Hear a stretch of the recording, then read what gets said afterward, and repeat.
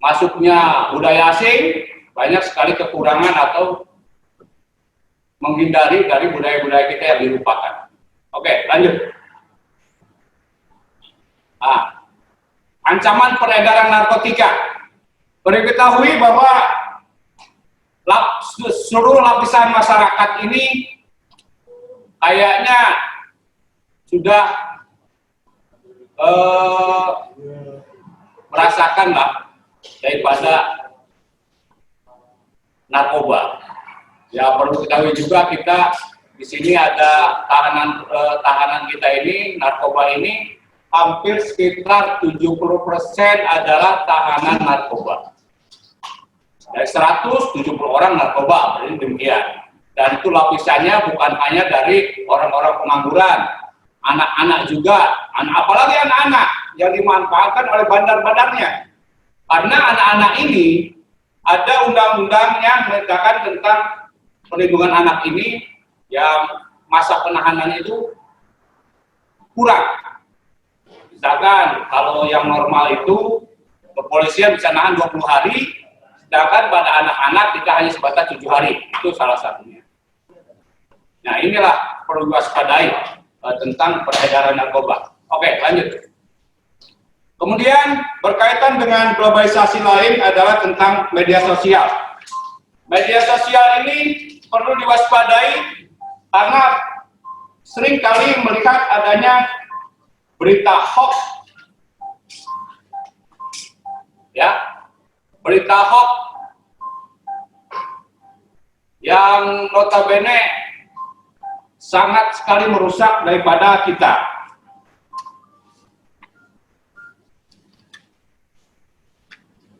Berita hoax ini seperti ketahui juga kejadian Jakarta gara-gara berita bohong terjadinya penyerangan tempat Mako Polsek di Ciracas. Itu gara-gara berita hoax. Yaitu yang perlu kita waspadai. Berita hoax itu sangat sekali merusak daripada karena kekompakan kita sehingga merusak daripada semuanya lah. Berita bohong sehingga memompa semangat untuk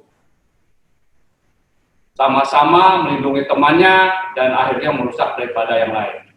Dan dengan internet juga banyak sekali tentang hal-hal berita adanya pornografi lah, judi online lah, yang ujung-ujungnya akan merusak kita semua.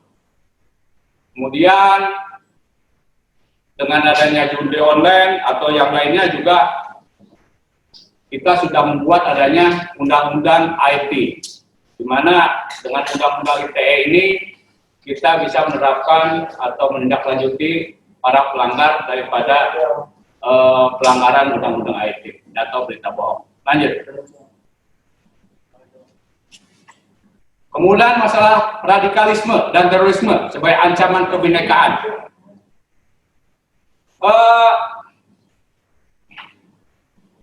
Berkaitan dengan radikalisme, seperti yang tadi disampaikan bahwa di Samarinda ini ada mantan-mantan teroris. Mantan-mantan teroris ini yang perlu kita waspadai. Ya, tapi syukur alhamdulillah kepolisian sudah mendekati mereka, yang intinya mereka sudah membentuk suatu koperasi dan mereka sudah terbuka kepada kita tentang apa yang mereka lakukan. Dan hampir kita mungkin setiap bulan atau hal-hal yang insidentil kita menghubungi mereka untuk komunikasi apa yang mereka lakukan.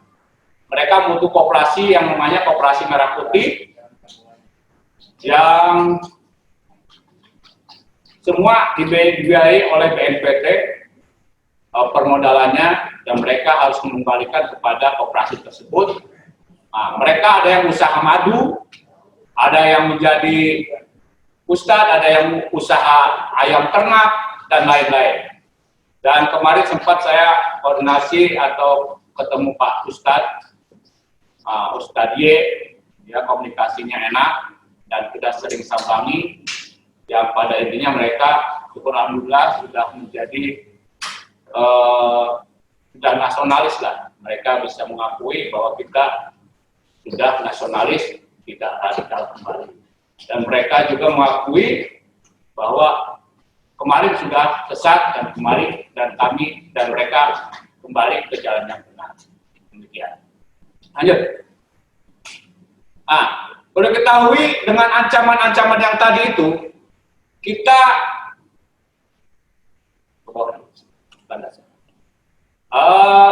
kita selaku masyarakat ada kewajiban-kewajiban kita untuk melaksanakan sebagaimana Undang-Undang Dasar 45, yaitu setiap warga negara berhak dan wajib ikut serta dalam upaya pembelaan negara. Pasal 30 ayat 1 menyatakan tiap-tiap warga negara berhak dan wajib ikut serta dalam usaha pertahanan dan keamanan negara.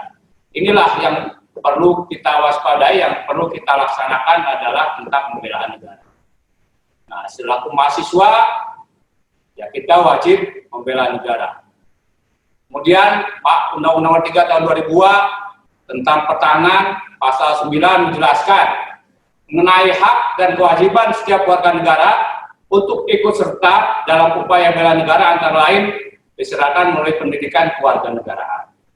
Nah, mungkin nanti di dalam hal ini di dalam perkuliahan nanti saudara-saudari semua bisa melaksanakan dengan mata airi kewarganegaraan.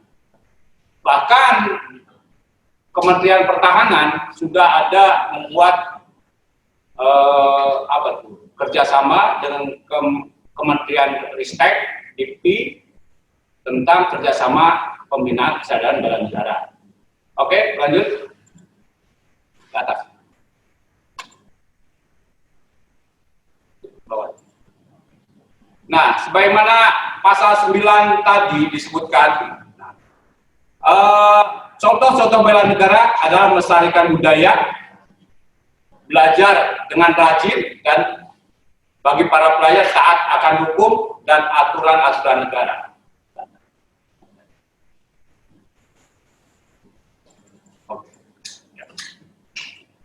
Nah, pengertian bela negara sebagaimana Undang-Undang Nomor 3 Tahun 2002 tentang pertahanan pasal 9 ayat 1, yaitu sikap dan perilaku warga negara yang dijiwai oleh kecintaannya kepada negara Kesatuan Republik Indonesia yang berdasarkan Pancasila dan Undang-Undang Dasar 1945 dalam menjamin kelangsungan hidup berbangsa dan bernegara.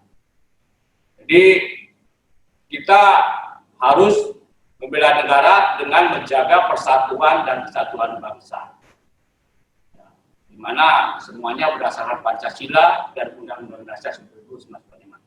Upaya bela negara selain sebagai kewajiban dasar manusia juga merupakan kehormatan bagi setiap warga negara yang dilaksanakan dengan penuh kesadaran, tanggung jawab, dan rela berkorban dalam pengabdian kepada negara dan bangsa.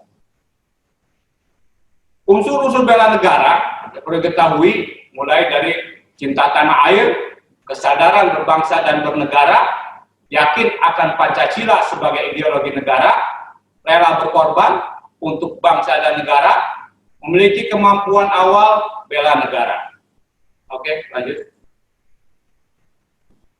Bela negara, arti penting pembelaan negara sebagai syarat berdirinya suatu negara. 2. Melindungi kedaulatan negara untuk mempertahankan keutuhan wilayah negara. Untuk semua warga negara agar memiliki kewajiban dan hak yang jelas dalam ikut serta pembelaan negara.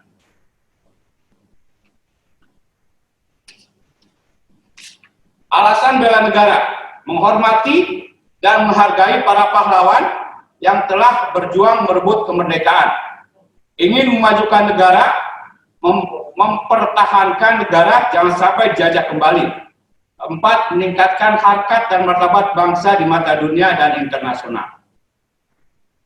Bentuk-bentuk bela negara: secara fisik Ini mungkin secara fisik segala upaya untuk mempertahankan kedaulatan negara dengan cara berpartisipasi secara langsung dalam upaya pembelaan negara. Ini TNI yang memang tugasnya adalah dalam hal mempertahankan negara, mengangkat senjata, rakyat, berkarya, dan lain-lain. Kemudian secara non-fisik adalah segala upaya untuk mempertahankan NKRI dengan cara meningkatkan kesadaran berbangsa dan bernegara, menanamkan kecintaan pada tanah air, serta berperan aktif dalam upaya memajukan bangsa sesuai dengan profesi dan kemampuannya. Tadi disampaikan bahwa bela negara itu bukan hanya dengan cara fisik, tapi juga dengan non-fisik, yaitu dalam hal mempertahankan persatuan dan kesatuan bangsa. Karena kalau secara fisik, perang murni itu memang tugas daripada TNI dalam perang. Tapi sebagai masyarakat, itu kita perang non-fisik dengan cara mempertahankan kesatuan dan kesatuan bangsa tadi. Oke, lanjut. Wujud bela negara bagi mahasiswa di lingkungan keluarga antara lain memahami hak dan kewajiban dalam keluarga, menjaga keutuhan,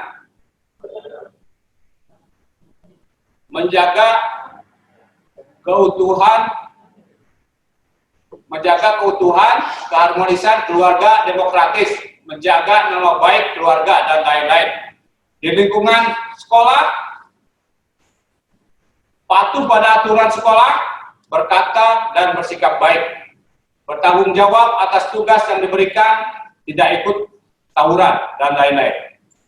Di lingkungan masyarakat, aktif dalam kegiatan masyarakat, rela berkorban untuk kepentingan masyarakat.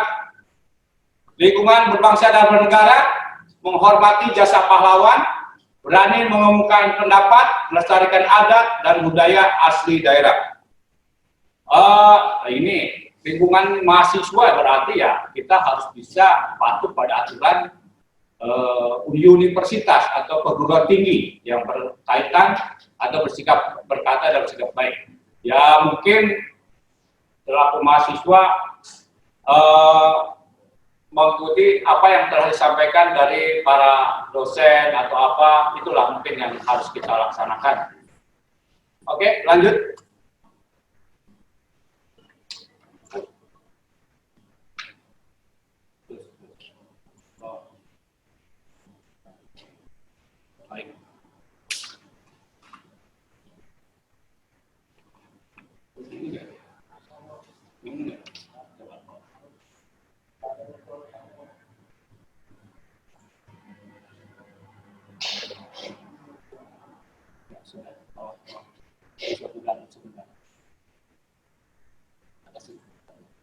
Baik, kemudian unsur negara. Seperti tadi yang dijelaskan bahwa unsur negara itu yang menyatakan sah berdirinya negara antara lain adalah adanya rakyat.